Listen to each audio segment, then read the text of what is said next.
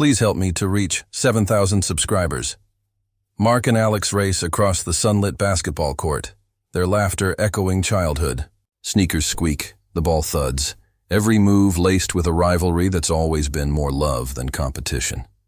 Emily sits on the bench nearby, watching with a soft smile, her gaze lingering longer on Alex than Mark notices. Mark wipes sweat from his brow, tossing the ball to Alex. Some things never change, huh? Alex grins, breathless. Except you finally beat me. I think my knees have officially retired. Emily stands, walking over with water.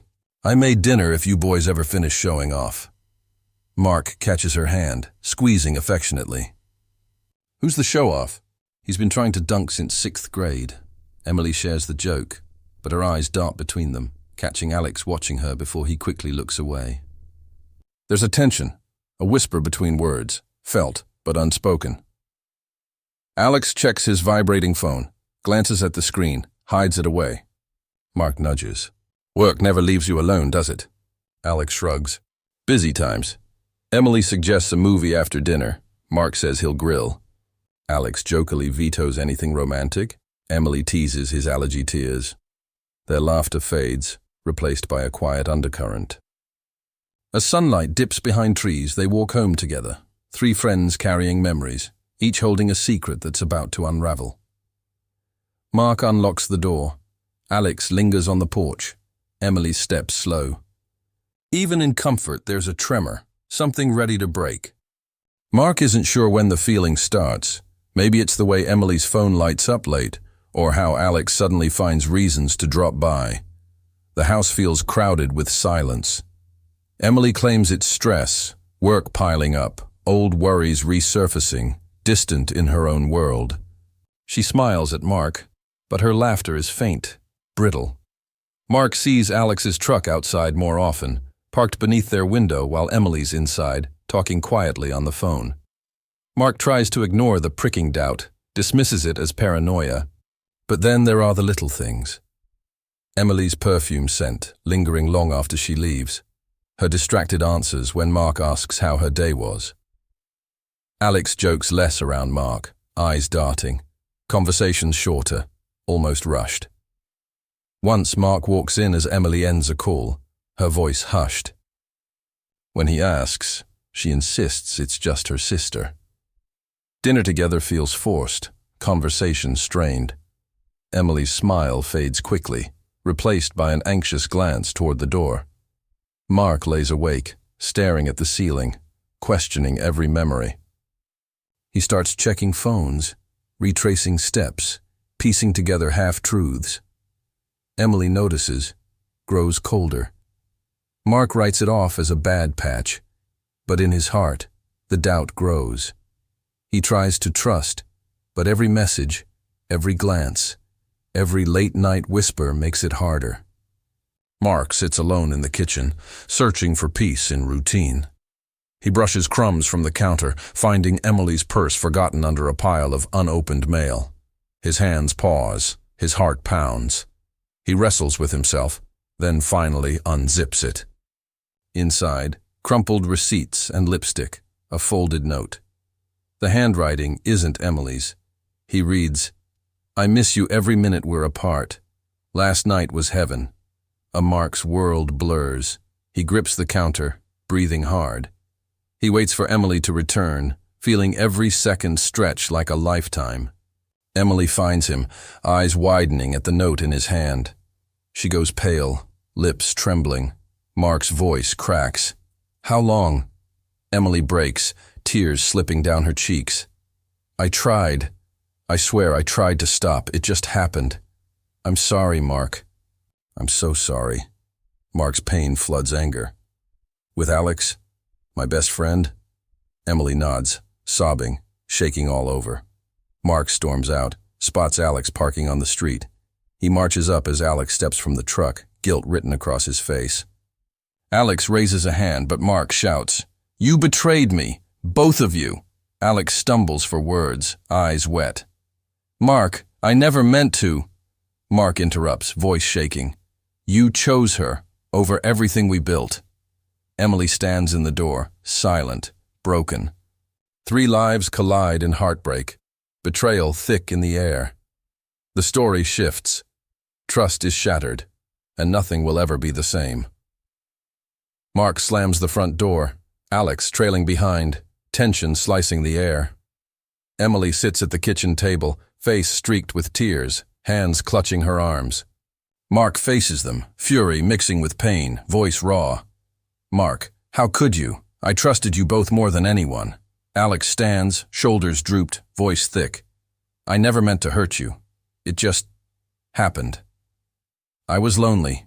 You were busy. Em was hurting. Mark cuts him off, voice trembling. You were my brother, Alex. My family. All the times I needed support, you were there. Now you're the one I need protecting from. Emily sobs, her words barely a whisper. I felt invisible. You loved me, but you stopped seeing me. Alex listened when I couldn't talk to you. Mark shakes his head, pacing the room. So that's it? I get busy, I focus on work, and you both decide to blow my life apart? Alex, I wish I could take it back. Every single day. Mark slams his fist on the counter. Wishing doesn't change anything. You broke it. Both of you. Emily stands, voice pleading. I'm sorry, Mark. I'm so sorry. I told him it had to end, but I couldn't let go, until you found out. Please believe me. Mark's anger gives way as his hands fall to his sides. His eyes well up. I don't know how to forgive you, either of you. I don't even know if I want to try, Alex. I'll leave, Mark. Do whatever you need. I can't look at myself. Mark interrupts, broken. Just go. Both of you. I need air. Emily, do you hate me? Mark softly. I hate what we've become. Alex and Emily gather their things, the silence swallowing their apologies. Mark stands in the kitchen as memories of old laughter and friendship rush in, spoiled by betrayal. Alone, he grips the counter as tears fall and the night stretches cold and endless. Mark wakes to an empty house, silence pressing in from every corner. Emily's clothes are gone, the closet half full. He sits on the edge of their bed, phone in hand, scrolling through old photos, their wedding. Alex's smiling face at the bachelor party, dinners, holidays. Years built on trust. Alex leaves town the next day. His text arrives before dawn. I'm sorry. Mark, I hope you heal. Mark reads it, deletes it, feeling nothing but a hollow ache. Emily moves in with her sister. No explanation offered to friends beyond, it's complicated, the neighbors whisper. The kids from school notice Mark's tired eyes, days blur. Mark goes to work, answers questions with rehearsed smiles. He eats alone, watches TV alone, falls asleep alone. Every routine reminds him of what's missing. He thinks of Alex, wonders how someone so close could fall so far. Wonders if Alex is haunted, if Emily cries at night. Wonders if any of them will ever find peace. Emily sends a message after weeks. I never stopped loving you. I'm sorry. Mark doesn't reply. Life continues. Mark walks through old haunts, memories echoing louder than footsteps. Regret sits heavy, but so does the stubborn hope that someday the pain will fade. Mark starts therapy, voice unsure, shoulders tight.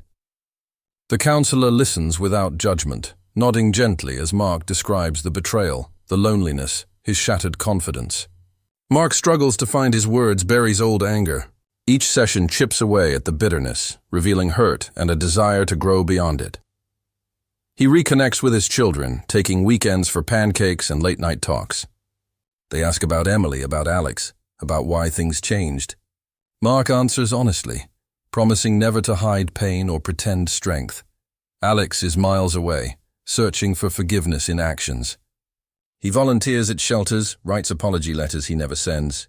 Nights are spent reflecting on friendship and loss, blaming himself, wishing for a chance to make it right.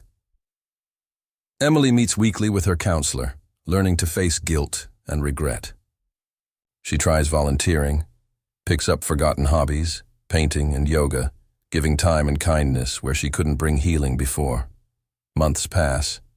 Mark finds strength in new routines, morning runs, open conversations, focus on self-respect instead of vengeance. He journals, filling pages with grief and hope, sometimes anger, sometimes forgiveness.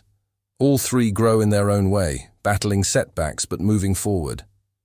The pain is real, but so is resilience. Slowly, life stops feeling frozen. The future flickers with possibility. It's been a year since the storm, and Mark finds himself at a community fundraiser. Tables loaded with homemade desserts, laughter cutting through cool spring air. He moves from conversation to conversation, surprised at how comfortable he feels among friends again. Across the room, Mark spots Alex for the first time since that night.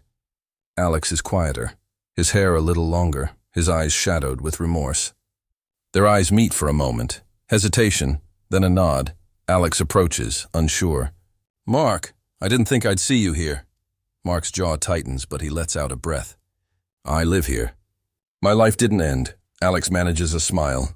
"Didn't expect forgiveness. I just wanted you to know I'm still sorry. Still wish I could change it." Mark shakes his head, voice calm but honest. "I survived. I learned to let go for my own sake." They talk quietly, admitting regrets and remembering lighter times, childhood pranks, shared secrets.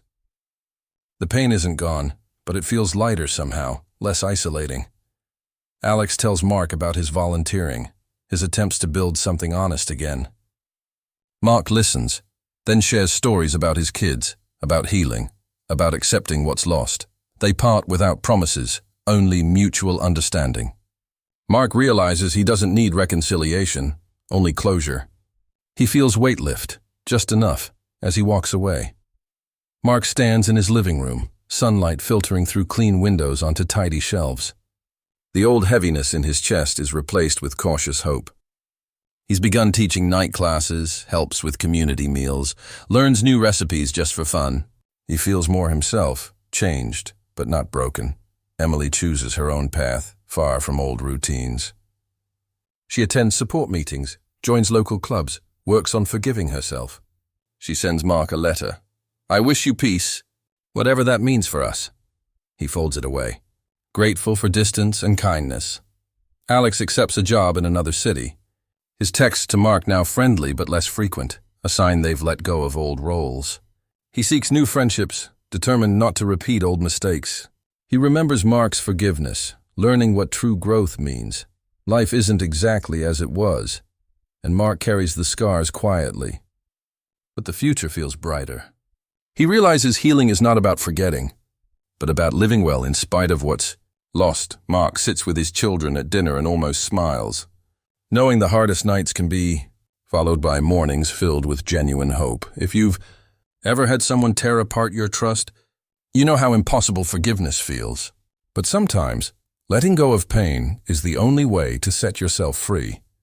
Maybe your story looks different. Maybe it hurts in other ways.